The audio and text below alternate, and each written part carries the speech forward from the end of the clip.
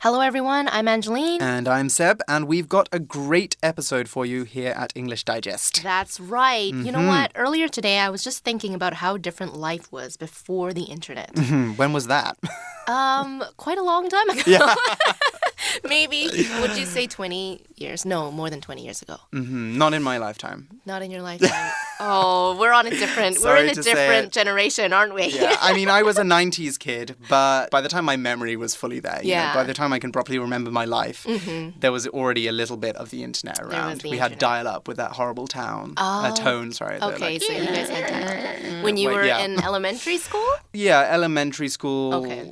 I think by junior high, I didn't have dial-up anymore. We had like bad Wi-Fi. So life before the internet was very different, It was. I've heard. I mean, first of all, we wouldn't be able to do things like shop online. We wouldn't be able to watch videos like YouTube. We wouldn't even be able to look for information. We couldn't just Google where's the closest, dumpling shop nearby. Right. So what are the top 3 things you use the internet for? Oof, what don't I use the internet for? I'm a real millennial. I use it for everything. Okay. I do have a top 3, though. Okay. First off, I love watching videos online. I'm a complete YouTube addict. So I watch YouTube in my lunch breaks, on the MRT, even while I'm eating.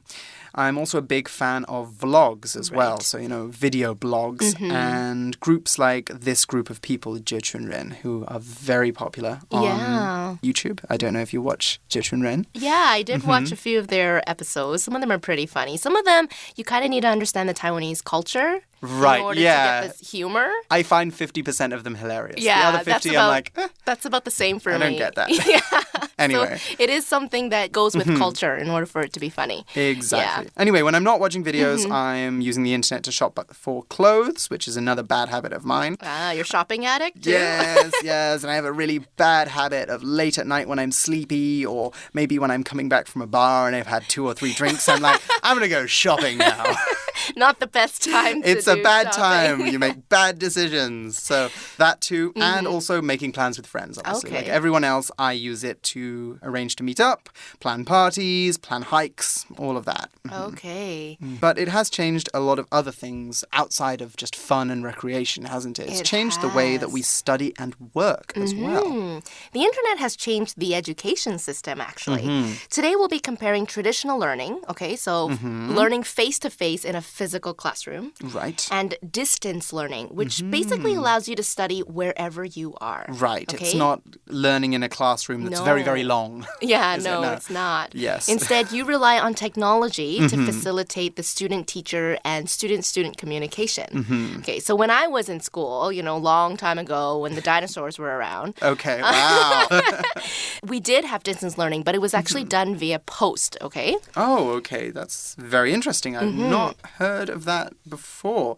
That must have been a lot of reading then, I'm guessing. I'm guessing they sent you books and assignments and then you posted them back. Yes, so they'll send it to you or you'll go pick it up at the main office and then you'll have to send your assignments in via post every week or every month, whatever the arrangement is. I see, Yeah. I see. So nowadays, things are obviously a little bit different, aren't they? The internet allows distance learning programs to upload video classes and even interactive exercises to a pay-to-view website, which means that students, once they paid the fee, can get a much more immersive learning experience than if they just read a book.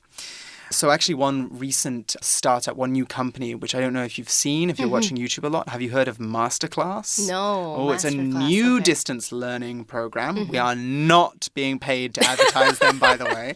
But you guys might have seen it if you watch a lot of YouTube, where famous people basically talk about their field of expertise. And you get a kind of distance learning class with them, maybe that's cool. on creative writing or filmmaking, architecture. It seems like a good platform. Anyway, so now that we know what distance learning is, it's time to look at our writing prompt. Okay, so it says, in the past, the only way to get an education was to physically attend class. However, thanks to technology, we're no longer restrained to the confines of a traditional classroom to learn. Our writing prompt asks us to discuss the advantages and disadvantages of traditional learning and distance learning. We also have to explain which form of learning we prefer. Now, the essays should be separated into paragraphs and be at least 120 words.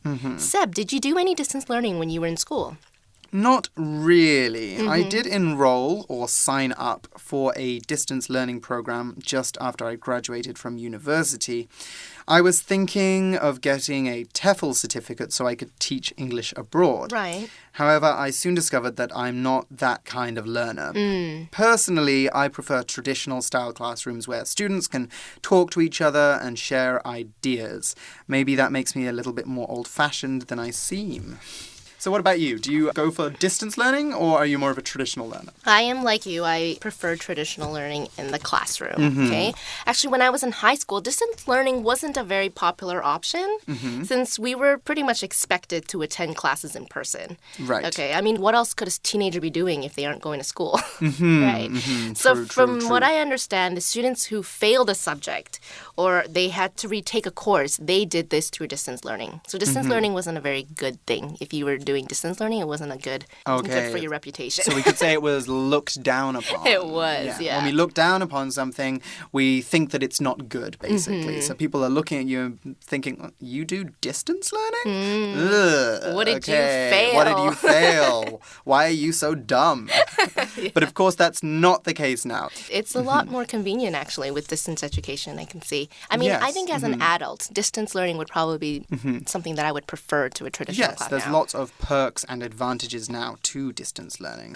Anyway, we are going to discuss some of those in our approach, I believe. Yes, okay. So let's think about how we're going to write this essay.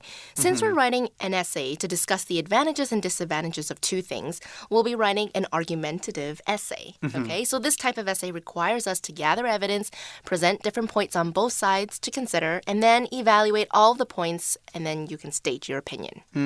Right. Contrary to its name, argumentative essay, we're not shouting and screaming. We're not being super angry. We're being calm. We're collecting all of our ideas and we're formulating a very persuasive essay. That's In fact, right.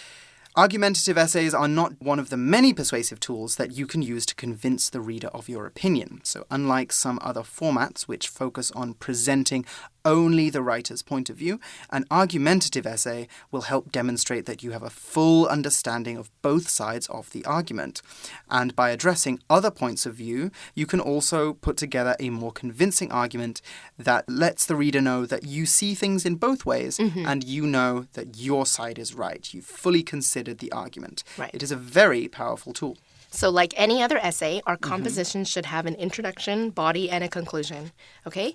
A reaction paper generally follows this structure. So in the introduction, you will state the purpose of your essay. It should give readers a clear idea of what your essay will cover, right? You can introduce the topic in several ways. You can give some background information about the topic and discuss why this topic is important. You can also talk about the topic generally, like what most people think about it. Or you can give statistical evidence like 2 out of 3 students prefer distance learning. You will also present your thesis statement in the introduction.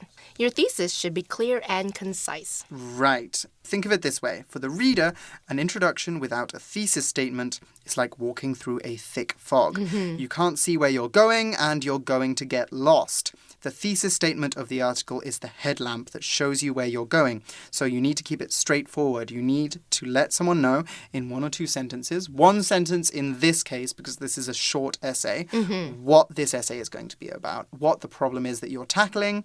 Yes, and give them some direction. Otherwise, they're not going to know what's happening.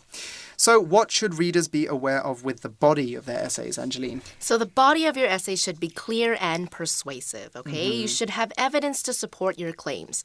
When you're analyzing the pros and cons of A and B, enough weight should be given to pros and cons for both A and B, okay? So the approach you might want to take is to talk about the pros and cons of A, for example, traditional learning. You want to talk about the pros and cons of traditional learning. And then the other paragraph talks about the pros and cons of distance learning.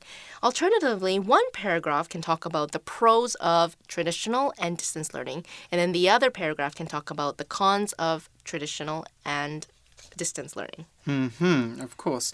I remember learning this structure actually when I was taking high school Spanish. Okay. So for our final exams, we had to write a 200 to 300 word essay in the exam, and our teacher gave us a very useful piece of advice for laying out our ideas. Take out a piece of blank paper and write very quickly 3 reasons for and 3 reasons against your argument. It doesn't have to be 3. You guys will know how many. Your teacher will be able to tell you what a good number is. But very quickly write out your number of reasons for and against. Seeing these ideas laid out on the paper will give you a good idea of the direction you want to take your essay in and help you make sure that you don't write too much for argument A and too little for argument B, which happens a lot. People write a lot for the first part and then they're like, oh, I only have 100 words left. Yes. I've got to rush in some argument B and I'm done. Yeah, or they run out of time. Yeah, that too. Yeah. So for the conclusion, you can tie all your ideas together and then discuss your stance on the topic, okay? Right. As we've discussed earlier this month, try asking yourself, so what, when you get to your conclusion? Why is my argument important? For example, if you're discussing ways to prevent climate change, your conclusion could say something along the lines of, we don't have much time left until irreversible damage has been done to our planet. That creates a sense of urgency. It gives the reader more reason to consider your point of view, why what you're saying is important. Okay, now it's time to start brainstorming for our essay. Now, it might seem like an unnecessary step in the writing process, but it actually can be really helpful, especially when you're stuck or having writer's block. So this was just like what Seb was saying earlier, where you take out a piece of paper and you write 3 cons and 3 pros. So for a pros and cons essay, it might be easier to brainstorm your ideas by using quadrants, okay? If you take a look at the sample in the magazine, you can see there are 4 quadrants, okay? There are 2 quadrants for distance learning and 2 for traditional learning. Of the 2 quadrants, 1 represents the pros and 1 represents the cons. Now, write down ideas for each quadrant. For example, a pro for distance learning is that students can call anywhere their classroom. And a con might be that distance learning requires a lot of self-discipline, which may not be suitable for everyone. Right. You need to get your head down and you need to keep studying. Personally, I don't have a lot of self-discipline. I need a room, I need a classroom, I need a teacher standing over my desk saying, you have to finish this project now. Otherwise, I'm just going to get distracted. I see. Yeah, I procrastinate a lot. Make sure you do the same for your traditional learning section as well, because we're discussing different types of learning, not just distance learning. So, for example, an advantage of traditional learning is that you can share ideas with your classmates, but a disadvantage is that it requires you to take classes at specific times, limiting your ability to work or travel while you're studying for your degree. So, yeah, you can't do so much while you're doing a traditional learning course. That's right. But you could also argue the quality of your education might be higher. Might be. We've not got down to our full argument just yet. Yeah. Okay, so remember at this point, you're only brainstorming. So you can just use simple words or phrases to express your ideas. Right. Don't worry too much about grammar or spelling. Just get your ideas down. Exactly. One trick we used to use at school was to suck on a candy. Really? Yes. I don't know if you have polos. Polos. Little mint circles. I know what those are, but they are not in Canada. They were in Singapore. I know about them because of Singapore. I think it's a British candy, which is why it's in Singapore. Anyway, it's a hard candy. This is a traditional trick. You can still use it when you're practicing. Okay. You suck on a candy, and your goal is, before you finish the candy, you have to write out all the ideas you have for the article. It encourages you to think quickly. It means that you can't take more than about 5 minutes doing this. Right. And then if you have the bad habit of, like, biting down on your candy, you have less time to do your brainstorming. You've got to be fast. You've got to be fast. I find that these small goals can be very good when you need to kind of motivate yourself to be quicker. Okay. Plus, you get to eat candy. Yeah. Which is great. Okay, now take the ideas you've brainstormed and expand on them. That's what we're going to do in our outline. Then you can put these ideas together, okay? In the outline, we'll categorize the main points you want to mention and organize our sentences into paragraphs. We can get a better idea by looking at the sample outline in the magazine. Let's take a look at the introduction. The age of the internet has opened doors to new ways of learning. So that is our first sentence. This sentence is actually going to be our thesis statement. This thesis statement is very short and very brief. It introduces us to the subject and makes it clear what we are going to be talking about. Different ways of learning. Let's take a look at our first topic sentence now. Okay, so the first topic sentence says, distance courses have some advantages, okay? And then you'll see the advantages and disadvantages neatly listed below. Pros, you can attend class from anywhere you like. Okay. All your materials are available on the internet. Right, you can get them whenever you need them. Exactly. And cons, okay? Well, you have less face-to-face time with classmates and teachers. And B, online classes aren't suitable for people without good time management. Exactly. You need that dedication if you're going to get this work done. Let's look at our second topic sentence, and we're going to be looking at traditional learning here. It says, in-person classes are better for social learners. Okay, look there, we've actually got a compound noun there, in and person linked with a hyphen. We're saying classes where you are there in person. You are going to the class. You're not watching a video. Okay, so what are the pros for in-person classes? You can share notes and form study groups easily. Very good for a social learner. You can see your teacher every class. And for our cons, we've got traditional classes limit people to one place at one time. And the materials can be expensive and use lots of paper. Right, so it's not very good for the environment. Okay. Anyway, let's check out the conclusion. Right. Okay. It says, I prefer traditional classes. Right. Okay. So we've mentioned the importance of an outline many more times than I can count. I'm sure through all these writing exercises, you can see how outlines can be quite helpful in the writing process. Right. Now, an outline helps you organize your ideas to see which parts need more information and which parts have too much information. Once you have your outline down, you can just add supporting evidence and some transitions, and voila, you're done. So I can see in this essay, I feel like there's enough content. Based on this outline, there's enough content. I don't think there's anywhere we need to add more information. Right. For 120 words, we just need to add a little bit of filler, basically. Right. We need to connect these sentences in a way that reads well. But if we were going to do something longer, maybe in the introduction, we could talk about how the internet has changed learning for different people. We could maybe talk about different types of learners. We'll talk about the different types of learners later in the episode too. But before we get into all of that, let's take a short break and then let's come back with our basic sample.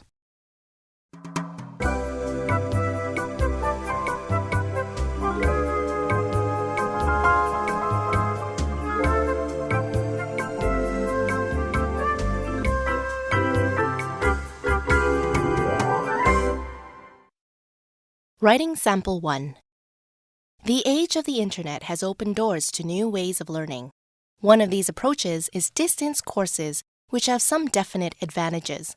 One of them is that you can attend class from anywhere you like, and with all your materials available on the internet, there's no need to carry heavy textbooks. However, you'll have less face-to-face time with classmates and teachers, and online classes aren't usually suitable for people without good time management skills. Traditional, in-person classes are better for social learners. You can share notes and form study groups with classmates easily, and you see your teacher every class. Yet some people don't like how traditional classes limit them to one place at one time, or how the materials can be so expensive and use so much paper. Personally, though, I still prefer traditional classes. Learning with other people keeps me motivated and helps me understand ideas better. Okay, so all of the points raised in this writing sample should be no surprise, right? Since the writer followed his or her outline. Right. You can see the structure is the same. The writer first talked about the pros and cons of distance learning and then went on to discuss the pros and cons of traditional learning. Right. They did. And they opened with a really nice sentence. The age of the internet has opened doors to new ways of learning. The phrase I want you guys to remember from this sentence is open doors to. When we open doors to an opportunity or an activity, we make that opportunity available. So what we're saying is that the development of the internet has led to or has enabled people to study in new and different ways. Moving on, we see that the article's ideas are presented in a very balanced way. Yes, you can also see how the ideas presented are kind of relative to each other, okay? So a con for distance learning, students have less face-to-face time with classmates and teachers, is not an issue for traditional learning, where students can interact with one another, share notes, and form study groups easily. Right. One of the key advantages of traditional learning here is that people can form study groups. This is a great learning tool in which students get together to do homework or prepare for exams.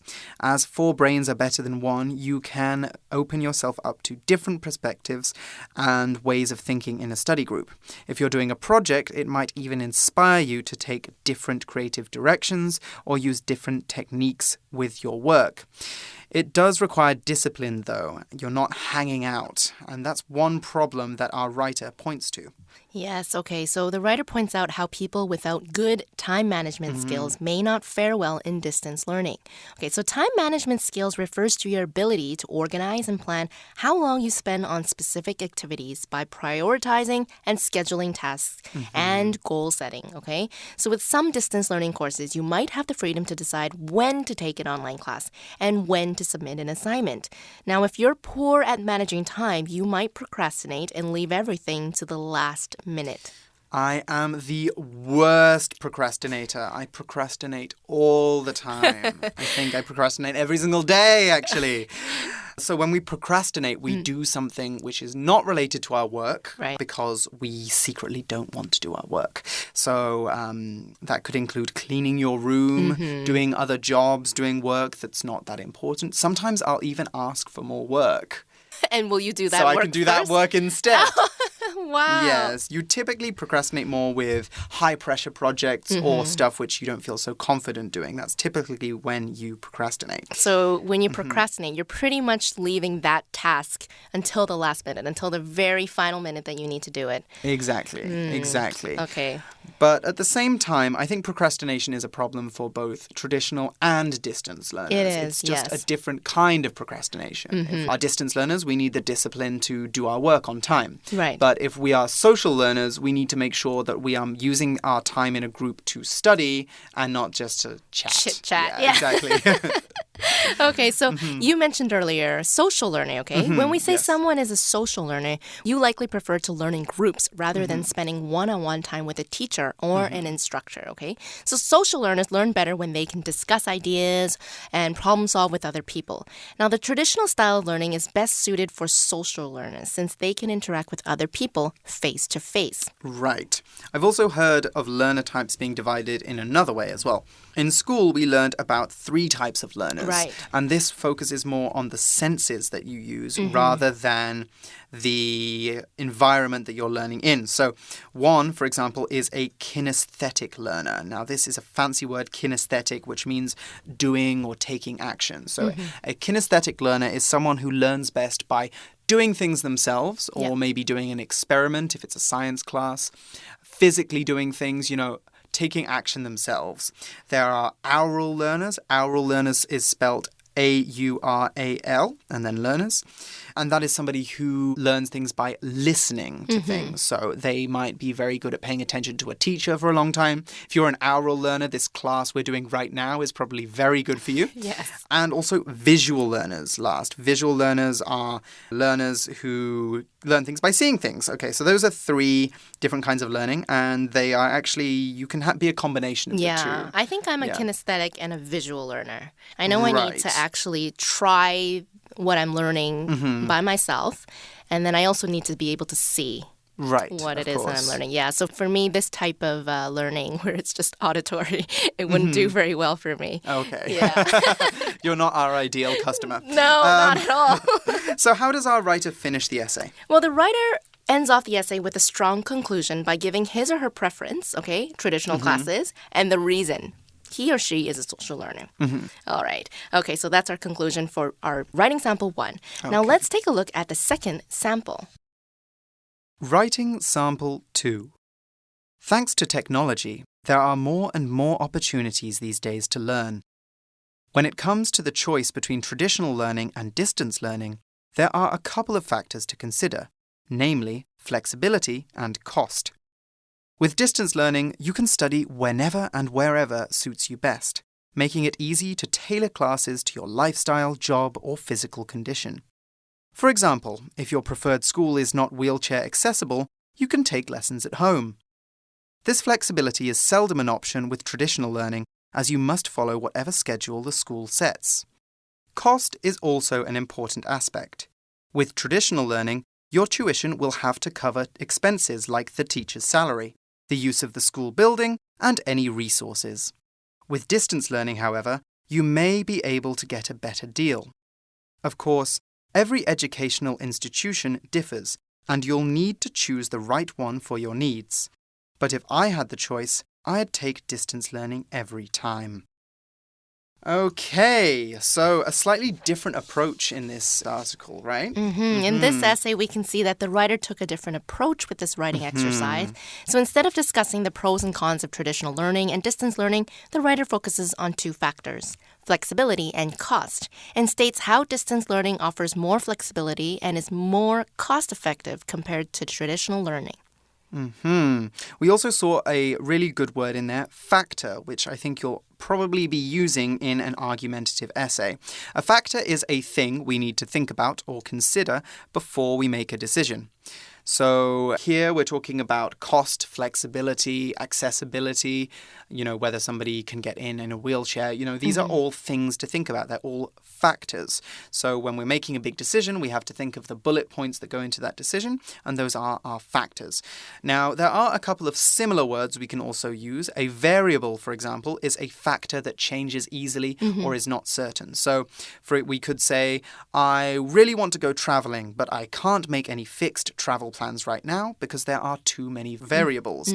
I don't know if I can get the time off work, and I don't know if I can afford the flights. Right. So depending on those things, I might have to change my travel plans. Another word we could use is aspect as well, which appears later on. And an aspect, again, is just a part of something. Okay, let's talk briefly about the conclusion before we finish this episode now. So what I really like about the conclusion is rather than just giving a firm distance learning is better, the author kind of takes into consideration the diversity of education. The fact that there is not just one kind of distance learning program, there's not just one kind of traditional learning program. He says, of course, every educational institution differs, okay? Every one of them is different, okay? So just because it is a distance learning program doesn't mean it's necessarily going to be better for you. You should think about what's best for your needs and, properly consider your choice. Don't just take this article as the reason you should go to Yale or you should sign up for masterclass, Right. Do a little bit more research. It invites the reader to do a little bit more reading on their own. But it also, we don't want it to be too soft. It still gives the writer's opinion. It still says, I would choose distance learning. Nobody likes a very soft conclusion. You do want to have some opinion or something to take away from that. And it looks like the writer would choose distance learning every time. Exactly. Yeah. Okay, so you'll notice on the last page of this unit, page 64, we've included another little exercise for you to practice brainstorming on your own, okay? You'll be evaluating the pros and cons of shopping at a physical store versus shopping online. Okay, tricky. So first you'll need to do some brainstorming, and then you will create an outline from the ideas you've gathered. Okay. So you guys can give that a little try on your own. Maybe you can do some research, do a bit of online shopping, a bit of in-store shopping. Yes. Maybe I'll help you do some research. Maybe I'll go and do some shopping after this episode. All right, well, that's all the time we have for today. We covered a lot of stuff in today's episode, didn't we? We sure did. We did. But for English Digest, I'm Seb. And this is Angeline. And we'll have to catch you again next time. Goodbye. Bye-bye.